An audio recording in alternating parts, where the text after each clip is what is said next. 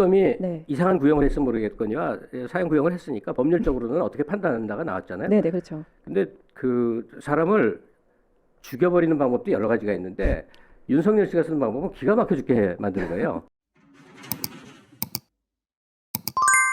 이제 좀 국내 현안으로 가보겠습니다. 영상을 먼저 좀 보고 오실까요? 어떤 현안인지. 네. 반성의 제가 기미도 찾아볼 수 없음을 명백하지만 전두환 노태우 세력 단죄의 역사가 있음에도 비상계엄을 수단으로 내란을 획책한 피고인을 비롯한 공직 엘리트들의 행태를 언제 통해 구형하나 하고 국민은 어젯밤에 제가 비극적 역사가 잠을 설치고 반복되지 새벽에 3시에 않도록 잠이 다시금 들었거든요. 전두환 노태우 세력에 대한 단죄보다 더 엄정한 단죄가 필요함을 실감하게 되었습니다. 따라서 피고인에 대한 형을 정함에 있어서는 재발 가능성을 진지하게 고려할 필요가 있습니다. 내란 우두머리죄에 대한 법정형은 최고 사형, 최저 무기 금고입니다. 이와 같은 양형 조건에 비추어 볼 때 참작할 만한 감경 사유가 전혀 없는 피고인에 대하여 법정 최저형인 무기형으로 형을 정하는 것이 과연 양형의 원칙에 부합한지에 관하여 신중한 검토가 필요합니다. 대한민국은 사실상 사형 폐지 국가라고 합니다. 사형을 집행하지 않기 때문입니다. 그러나 사형은 구형되고 있고 선고되고 있습니다. 대한민국 형사사법에서의 사형은 집행하여 사형을 시킨다는 의미가 아니라 공동체가 재판을 통해 범죄 대응 의지와 그에 대한 신뢰를 구현하는 것으로 기능하고 있는 것입니다. 피고인은 반성하지 않습니다. 양형에 참작할 사유가 없고 오히려 중한형을 정해야 합니다. 따라서 법정형 중 최저형으로 형을 정함은 마땅하지 않습니다. 법정형 중 최저형이 아닌 형은 사형밖에 없습니다. 이에 피고인 윤석열에게 사형을 구형합니다. 표정 정숙해 주세요. 예, 정숙해 주십시오. 속이 다 시원하네요. 그렇죠. 아, 너무 오래 기다렸습니다. 네. 이게 뭐 선고가 아니고 구형인데도 불구하고 다들 정말 기다렸거든요. 근데 저기 여기 한번 예, 보실까요? 사형 연합뉴스. 구형된 윤, 내란몰이 광란의 칼춤, 고소장은 소설. 이 와중에도 이 얘기를 했더라고요. 광란의 칼춤을 쳤다. 공소장이 소설이다. 아, 참 사형보다 더 심한 형은 우리 문명 국가에서 좀 사실 다시 도입하기는 어려울까요? 아, 이 듣는데 너무 화가 나네. 그 왜 과거 조선 시대에는 사형의 방법도 극악한 사형과 맞아요. 능지처참. 능지처참. 능지처참형이 다시 떠오를 정도로 너무 화가 나는 변명입니다. 아 뭐야 한동훈이 전에 그 사형 다시 집행했는데 사형 시설도 돌아보고 하지 않았나요? 맞아요. 그거 다시 해야 될 것 같은데 네. 왠지. 그 어마어마한 사람들이 그 얘기했어요. 나는 사형 반대론자다. 근데 네. 딱 한 번만 집행하자. 내 신념을 꺾을 테니까 딱 한 번만 집행하자. 아, 근데 이런 얘기도 또 답이 되긴 돼요. 저 터무니없는 사면만 없다면 윤 같은 자는 저 감옥에 가둬놓고 오랜 세월 자기를 돌아보게 만든 것도 또 가혹한 형벌 중에 하나이긴 하죠. 마음 같아서는 그냥 한 번에. 진짜 매달아 버리고 싶지만 네. 또 네. 맞습니다. 네. 정말 말도 안 되는 사면 때문에 번번이 굉장히 좌절했었거든요, 사실. 네. 그동안 들어갔던 모든 이런 범죄자들, 우리가 알고 있는 다 사면이 됐잖아요. 그때마다 굉장히 좌절했는데 이번만큼은 정말 그 법정 최고형이 사형이긴 하지만 우리나라는 지금 사형을 하지 않으니 무기징역 선고는 무기징역 좀 나오겠죠. 네, 사형을 당연히. 선고하고 집행은 안 네, 하고 예. 그렇죠. 예, 네. 이게 현실적으로 그렇게 다 할 수 있으니까요. 원칙적으로 저는 사형 선고를 하는 게 맞지 않나. 원칙적으로. 네, 네. 그런 생각이 듭니다. 그리고 구형 이런 얘기를 했어요. 네, 네. 구형 앞둔 윤 측, 이승만 계엄도 사법 심사 없었다 주장. 도대체 이런 거는 어디서 다 갖다 찾아다가 이런 주장을 하는 건지 궤변을 계속 늘어놓더라고요.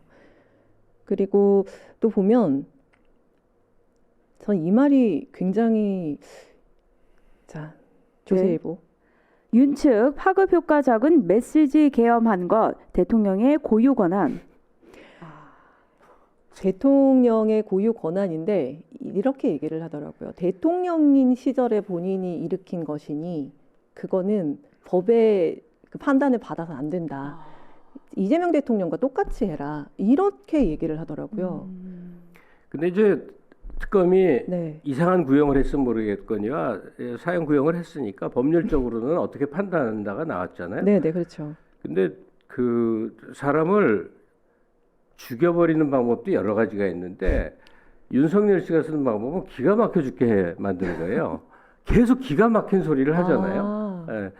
그래서 우리더러 그렇게 화내라고 하는 모양인데 사실 이 인식 구조상 어떤 틀에 의해서 만들어지면 그 세계 속에 갇히는 사람 같아요. 왜냐하면 지속적인 음주 때문에 이 전두엽이 확 위축되고 왜곡돼 있어서 소위 그 다층적 사고, 자기를 들여다보는 자기 객관화라든지 이런 게 안 되니까 누군가의 주입, 저는 고성국 씨가 그랬으리라고 보는데, 야 이거는 계몽이라고 해. 내가 실제 하려고 그러는 게 아니라 잠깐 그러다가 이제 말라고 이 논리를 초기에 누군가가 주입시켜 준 거예요. 생각해보니까 그럴싸해. 자기가 조금이라도 감경될 수 있을 것 같아. 그러니까 그 논리를 계속 만드니까 말이 안 되는 얘기를 확대 해갖고 여기까지 온 거예요. 그런 생각을 할 줄도 모르는 사람인데 누군가 주입했다니까요. 난 그게 고성국일 거라고 봐요. 네. 그래서 이 내란을 일으킨 사람들도 당연히 단죄가 이루어져야 되지만 네. 내란을 선동한 사람들에 대한 수사와 단죄가 그래서 같이 이어져야 됩니다.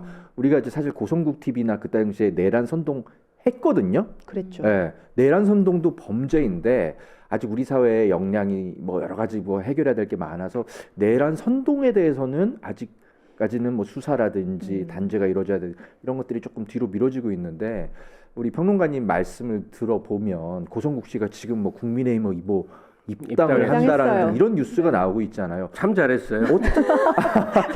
그래서 곧 국민의힘이 해산에 네, 더 참 가까워지는. 저는 장동혁 대표를 열렬히 지지하는 사람입니다. 아까 그 말씀하셨잖아요. 우리 이재명 대통령님이 좀 그렇죠. 야당복이 진짜 있다니까요. 네. 저는 한나라당 시절에 짱짱한 사람들이 모여갖고 발언 하나하나가 무게감을 갖던 시절을 또렷이 기억을 하고 있어요. 그 시절과 대비해서 지금 국힘이 하는 짓을 보면 솔직히 말해서 B급도 아니고 C, D 3류들인데 어떻게 국회의원 한 자리씩 차지하고 있는 거예요. 심지어 다선들도 그런 자만 남았어요. 이게 무슨 정당이냐고.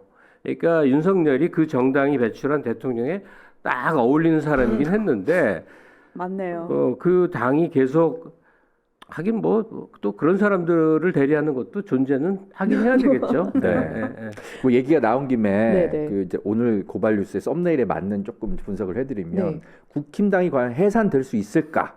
어떻게 하면 가능할까? 이런 부분들이 이제 궁금할 것 같아요, 그쵸. 시청자 여러분들이. 네. 그러니까 윤석열에 대한 뭐 단죄는 당연히 이루어져야 되고, 그 다음에 이제 국힘당. 얘네들도 분명히 내란에 분명히 가담을 한 흔적들이 굉장히 있죠. 많은데 네.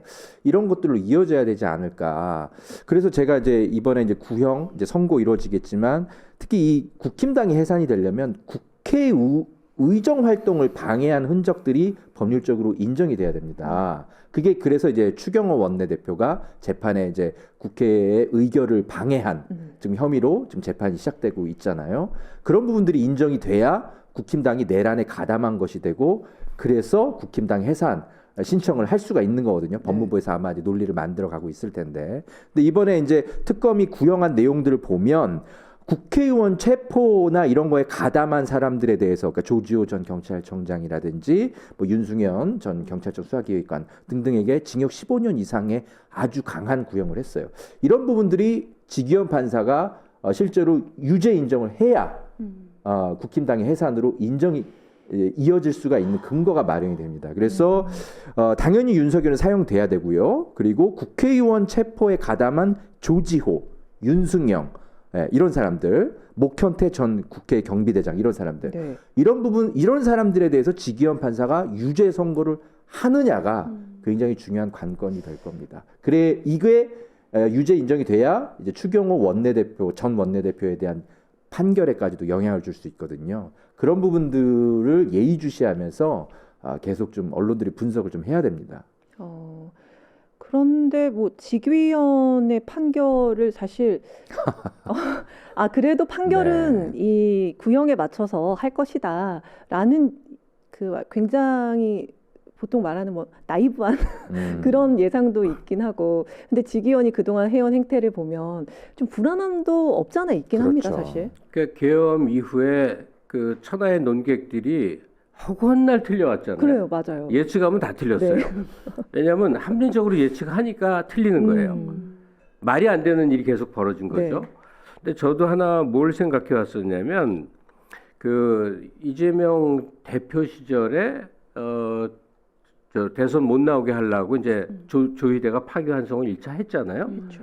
그게 이제 한 차례 그러니까 사법부의 내란이라고 생각을 하는데 이재명 대통령이 등극하고도 이것들이 포기 안 했다. 그래서 결국은 조중동이 있고 극우 세력, 아스팔트 세력이 있고 대형 교회가 있고 국힘이 있어서 때를 노린다. 그때는 언제냐? 네. 윤석열을 공소기각으로 풀어주면서 동시에 이재명 대통령을 재판에 회부해서 당선 무효형으로 끌고 간다. 이게 저들의 플랜 아니겠느냐. 그래야만 지기현의 기괴한 이 재판 진행이 이해가 간다. 그래서 내내 그렇게 생각을 했어요. 근데 최근 한두 달 사이에 조금 사법부 저 사람들도 대세에 지금 굴복하는 거 아닌가.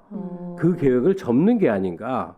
이런 생각을 하게 됩니다. 이거는 물론 근거가 있는 건 아니고 다만 재판장의 법정 발언이라든지 뭐 사이사이 나오는 발언 갖고 유추하는 건데 지금 시점 정도에서는 이재명 정부를 근본적으로 전복시키는 뒤집어 엎는 짓은 못하지 않을까.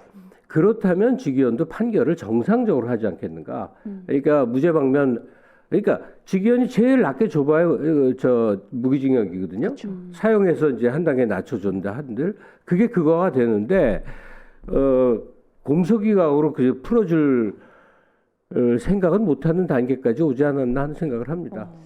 네, 그게 이제 자연스럽게 그렇게 되지는 않겠죠. 그래서 우리 시민들이 역시 또 법원 앞에서 열심히 지금 또 맞아요. 촛불도 들고 그럼요. 계실 텐데 네.